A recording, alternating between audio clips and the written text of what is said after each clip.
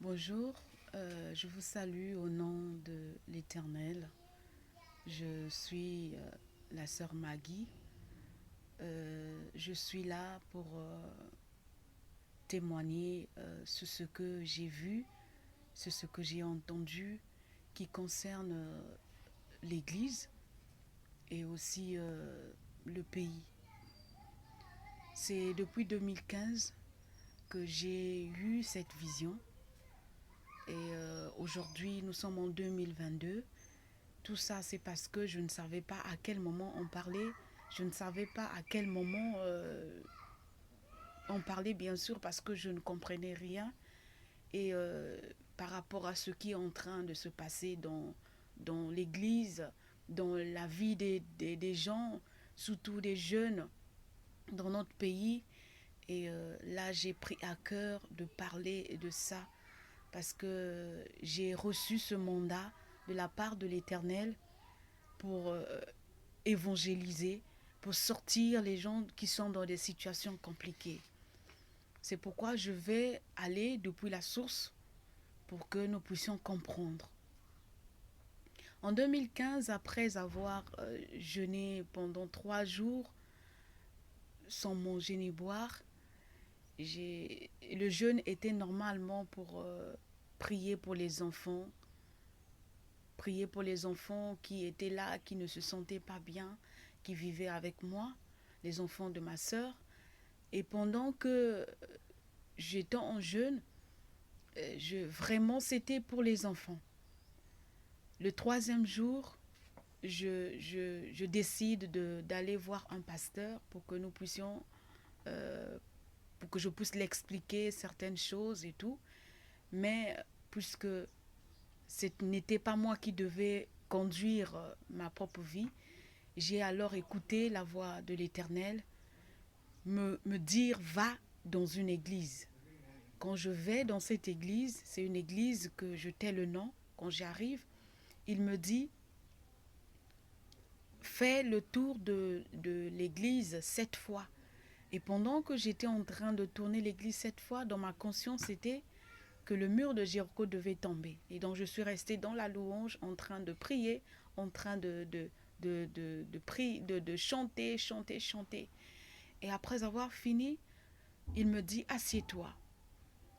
Et quand je prends place, il me dit non, c'est pas là-bas que tu dois t'asseoir. Il me montre l'endroit où il fallait que je m'asseye.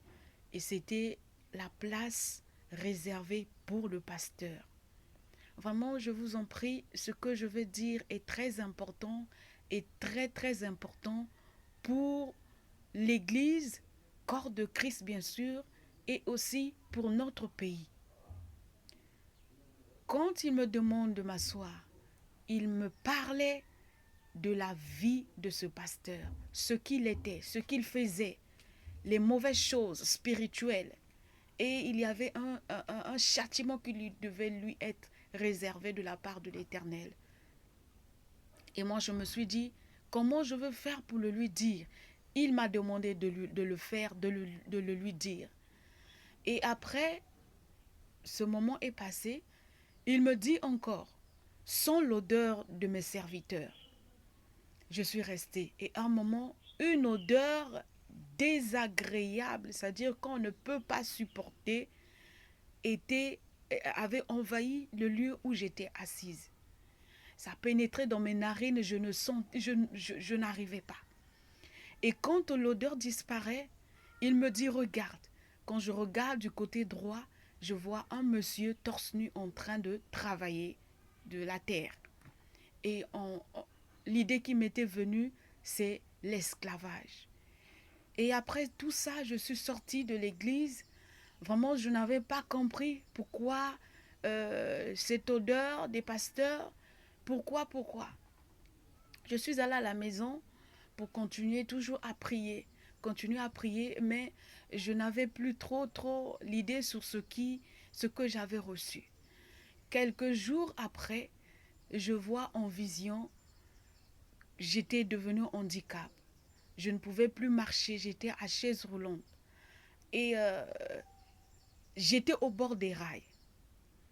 Et pendant que j'étais au bord des rails, je regarde de mon côté droit un gros serpent. Et c'est un serpent que je ne peux même pas arriver à décrire. Un serpent qui n'a jamais existé dans ce monde. Et de ce serpent sortaient les gens.